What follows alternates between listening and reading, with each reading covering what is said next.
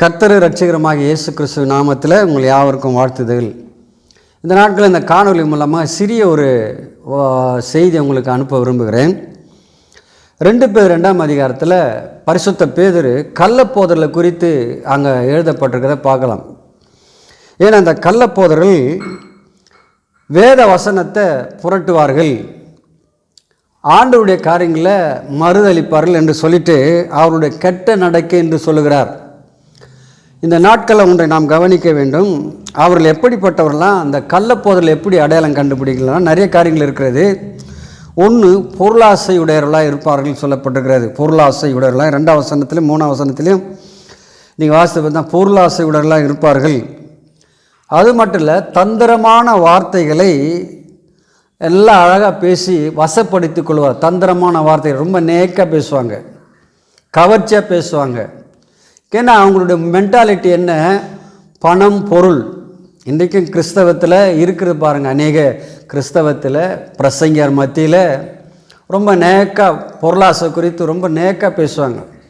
அவங்களாம் அவங்களுடைய எண்ணமே பாருங்கள், பணம் பொருள், பணம் பொருள், பணம் பொருள், அதில் தான் இருக்கும்.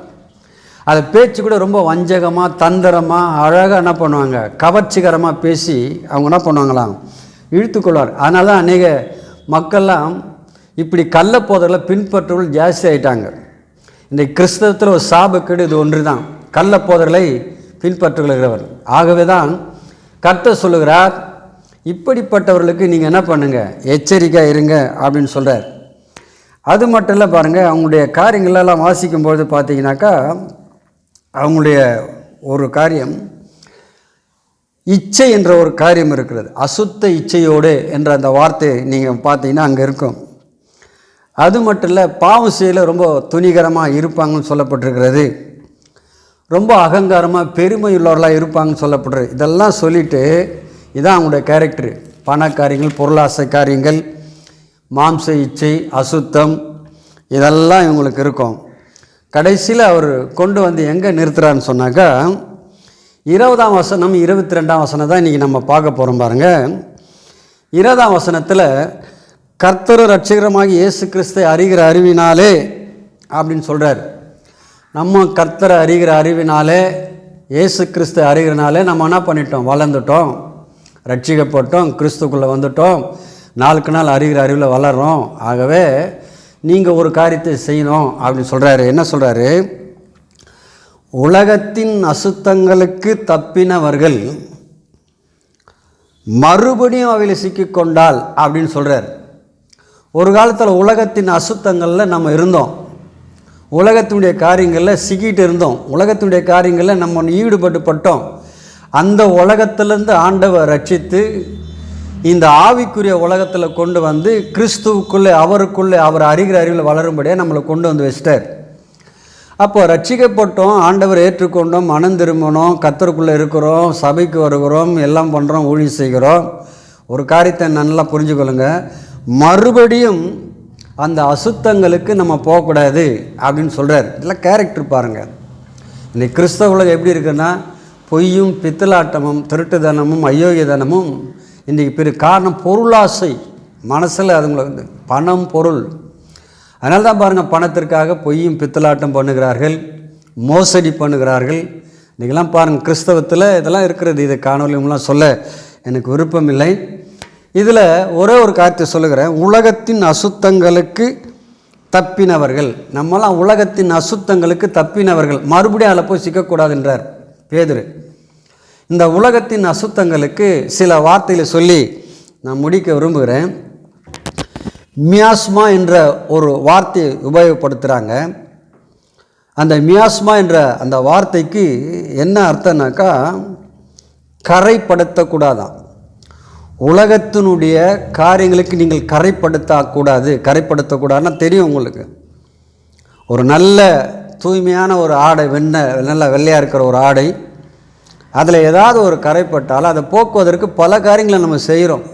அதை கரை போக்குவதற்கு சோப்பு மட்டுமல்ல, நிறைய காரியங்களை அதை என்னென்னோ பண்ணி அதை போக்குறதுக்காக காரியங்களை பண்ணுவோம். அதே போல் தான் பாருங்கள், உலகத்தின் அசுத்தங்கள் என்றதற்கு மியாஸ்மான்றது கரைப்படுத்துதல். இப்போ அப்படி என்ன அர்த்தம்னா, இந்த எண்ணத்தில், சிந்தையில் நீங்கள் கரைப்படுத்தாதீங்க. அதான் உலகத்தின் அசுத்தங்களுக்கு தப்பினவர்கள். நம்ம போய் மறுபடியும் அந்த கரைப்படுத்துகிற காரியத்தில் நீங்கள் இருக்கக்கூடாதுன்னு சொல்கிறார். இன்னொரு வார்த்தை, உலகத்தின் அசுத்தங்களுக்கு இன்னொரு வார்த்தை இந்த மியாஸ்மான்னு சொல்கிறாங்களே, அதுக்கு புனிதத்தன்மை கெடுத்துடாதீங்க. அப்போது நமக்கு ஆண்டவர் ஒரு புனிதத்தன்மை ஒன்று கொடுத்துருக்கிறார். அந்த புனிதத்தன்மை என்ன பண்ணிவிடக்கூடாதான், கெடுத்துடக்கூடாது அப்படின்னு சொல்கிறார். யோசித்து பாருங்கள், நம்மலாம் அயோக்கியரெல்லாம் இருந்தும் கர்த்தர் நம்மளை யோகியரெல்லாம் மாற்றி இருக்கிறார். இன்றைக்கி கிறிஸ்தவத்தில் நிறைய காரியங்களை நம்ம பார்க்குறோம். நம்ம ஒரு வேஷம்தான் போடுறோம், முகமூடியை போட்டுக்கிறோம். பல முகமூடிகள் உண்டு, எல்லாரும் சொல்லுகிறோம். இப்போ கவனிங்க, நம்ம பார்க்குறதுக்கு நல்லா இருக்கிறோம், ஆனால் பல முகமூடிகளை போட்டு இன்றைக்கு மக்களை ஏமாற்றி கொண்டிருக்கிறோம். அதை தான் அவர் சொல்கிறார் பாருங்கள், புனிதத்தன்மை கெடுக்காதீங்க. அதுக்கும் ஏன்னா உலகத்தின் அசுத்தங்களுக்கு தப்பினவர்கள். மூணாவது விஷத்தன்மை என்ற அசுத்தங்கள் சொன்னால் விஷத்தன்மை, அதாவது நச்சுன்னு சொல்கிறோமே அது மாதிரி, நச்சு பொருள் நச்சு சொல்கிறோமே அது மாதிரி உலகத்துடைய விஷத்தன்மைக்கு நீங்கள் தப்பினவர்கள். மீண்டும் அந்த விஷத்தன்மையில் போய் சிக்கிடாதீங்க. விஷம்னா அது கொல்லக்கூடிய காரியம், அழிக்கக்கூடிய காரியம். அதெல்லாம் பாருங்கள், உலகத்தின் விஷத்தன்மைக்கு தப்பினவர்கள் மீண்டும் உலகத்தில் அந்த விஷத்தன்மைக்கு போயிடாதீங்க அப்படின்னு சொல்கிறார். இன்னொரு வார்த்தை ரொம்ப இதாக இருக்குது. இன்டர்நேஷ்னல் அந்த ஒரு பதிவில் சொல்லப்படுறாரு. அந்த பதிவில் ஆங்கில இதில் கரப்ஷன் என்ற ஒரு வார்த்தை இருக்கிறது. உலகத்தின் அசுத்தங்கள் சொன்னாக்கா கரப்ஷன் ஒரு வார்த்தை சொல்கிறாங்க. அது என்னென்னா ஊழல் லஞ்சம்னு சொல்லுவேன். ஊழல் லஞ்சமா உலகத்தின் அசுத்தங்களுக்குன்றதுக்கு கரப்ஷன், உலகத்தினுடைய இதில் கரப்படுத்துறது என்னக்கா ஊழல் லஞ்சம். இன்றைக்கி அது எல்லாம் இருக்குதான் பாருங்கள். எப்படி அங்கே உலகத்தோருடைய காரியங்களோ அதே போல் கிறிஸ்தவுக்குள்ளே இது இருக்கிறத நம்ம பாராட்டணும். சில பேர்லாம் பணம் பணம் பணம் பணம் பணம்னு போகிறோம். பணமே கடவுளை ஆக்கிடுறாங்க, தேவனை ஆக்கிடுறாங்க.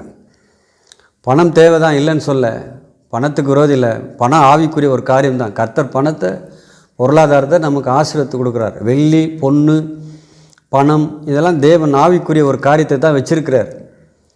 ஆனால் அது நம்ம தேவனுக்காக, கர்த்தருக்காக, குடும்பத்திற்காக, முக்கியமான காரியத்துக்காக அது செலவு பண்ண பாருங்கள். சார், கரப்ஷன் என்ற வார்த்தை ஊழல் லஞ்சமா, இந்த அசுத்தங்களுக்கு தப்பினவர்கள், ஊழல் லஞ்சத்துக்கு தப்பினவர்கள் மறுபடியும் அதில் போய் சிக்கிடாதீங்க அப்படின்னு சொல்லிட்டு எங்கே கொண்டு வர ஆரம்பிப்பாருங்க.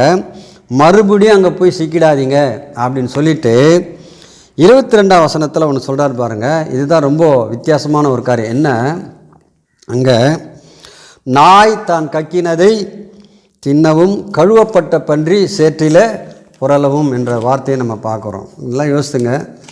இந்த ரெண்டு ஜந்துக்களும் யூதர்களுக்கு பிடிக்காத ஒரு காரியம். யூதர்களுடைய அருவருப்பான பிராணிகளில் நாயும் பன்றியும் நீங்கள் பார்த்தீங்கன்னா தெரியும். பழைய ஏற்பாட்டிலையும் புதிய ஏற்பாட்டிலையும் அதை குறித்து எழுதப்பட்டிருக்கதை பார்க்கலாம். நீங்கள் நாய்க்கு என்ன குணம்? நீதிமொழி 26:11 சொன்ன நாய் என்ன பண்ணோம், கக்குனதை திரும்ப திரும்ப. அங்கே நீதிமொழி 26:11 சொல்கிற நாய் என்ற ஒரு வார்த்தையை சொல்கிறார். அது வாந்தி பண்ணி என்ன பண்ணோம், கக்கினது திரும்ப. மூடனா அது போல் இருக்கிறான். அப்போது மூடன் ஒரு நாய்க்கு உதாரணமாக நீதிமொழி 26:11 சொல்கிறார். இன்னொரு இடத்துல பாருங்கள், மத்திய 7:6 அவர் என்ன சொல்கிறார் பாருங்கள், இயேசு கிறிஸ்து என்ன சொல்கிறார் பாருங்கள், சூப்பராக சொல்கிறார் பாருங்கள். மத்திய புஸ்தகம் 7ஆம் அதிகாரம் 6ஆம் வசனத்தில் ஒரு காரியத்தை அவர் சொல்கிறார் பாருங்கள். என்ன சொல்கிறாரு, பரிசுத்தமானதை நாய்களுக்கு போடாதீங்கள். அதுக்கப்புறம் அவர் சொல்கிறாரு, உங்கள் முத்துக்களை பன்றிகள் முன் போடாதீங்கள் என்று சொல்கிறார். இயேசு சொல்கிறார் மத்தேயு 7:6. அப்போ எதை சொல்லுகிறது, தேவனுடைய நம்ம கொடுத்திருக்கிற சுபாவங்கள், குணங்கள், நம்ம கொடுத்திருக்கிற நன்மைகள், அவருடைய வார்த்தைகள், ஆலோசனைகள், கிருபை, தாளந்துகள், இதெல்லாம் பாருங்கள் நமக்கு ஆண்டவர் கொடுத்திருக்கிறார். அது என்னென்னா இதெல்லாம் பரிசுத்தமானது. அவருடைய சுபாவங்கள், குணங்கள் பரிசுத்தமானது.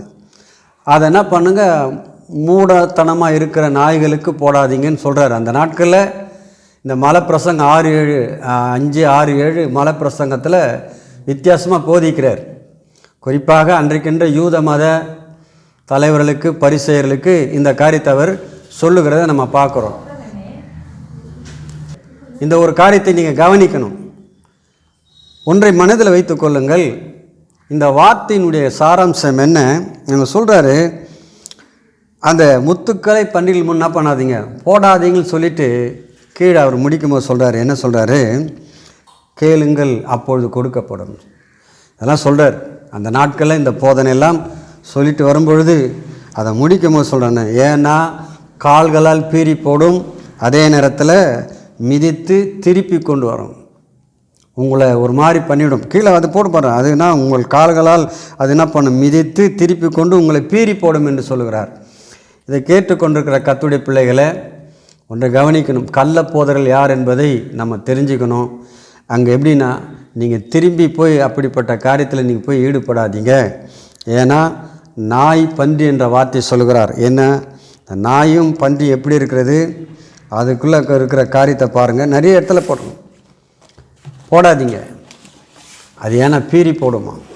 கர்த்ததாமே இந்த வசனங்களை உங்களுக்கு ஆசீர்வாதம் தருவாராக. ஜெபிப்போம். நல்ல பிதாவே, கர்த்தராகிய இயேசுவின் நாமத்தில் நன்றி செலுத்துகிறோம். பரிசுத்தாவே நன்றி. உடைய வார்த்தை நாங்கள் கேட்டிருக்கிறோம். இதை கேட்டுக்கொண்டிருக்கிற எல்லாருடைய உள்ளத்தில் இந்த வார்த்தை பதியட்டும்.